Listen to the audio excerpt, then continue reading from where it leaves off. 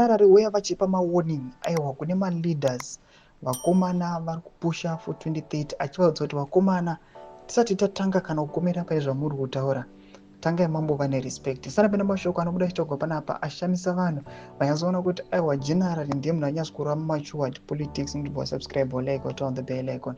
Tivina mzimu aibuda nyora chiti vanonyora in quotes mashoko ataugwa naVP vachiti lack of respect for each other and petty jealousy are mortal sins which cannot be forgiven here on earth and in heaven, said VP General Constantino Chiwenga at the National Heroes Acre.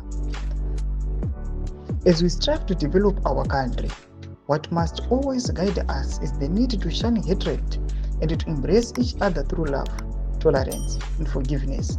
If you become a false witness, then be it known that you are betraying these three comrades we are laying to rest today.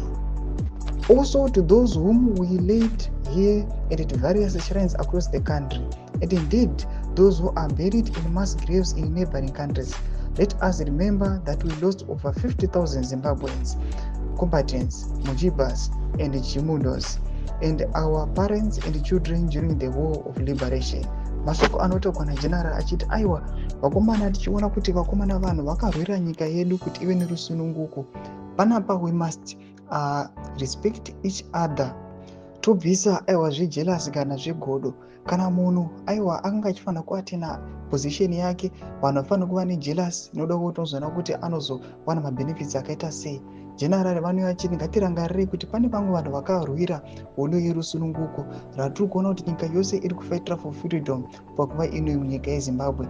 Mashoko anoreva a lot akatogwa naGeneral but vakamataura aiwa in a much more matured way. Vanhu yavakafarira vakaona kuti aiwa this speech yaGeneral Chiwenga aiwa inonyatsoratidza kuti mukomana uyu mukomana aiwa anorespekta vanhu, mukomana anotaura achiziva kuti anenge achitaura kune vamwe vadiki kwaari kunyange nevakuru kwaari. Imbotidze mafungiro enyu munoti kudii pamusoro pemashoko awa. Pinda comment section medu mutidze mafungiro enyu, musana subscribe or like, turn on the bell icon.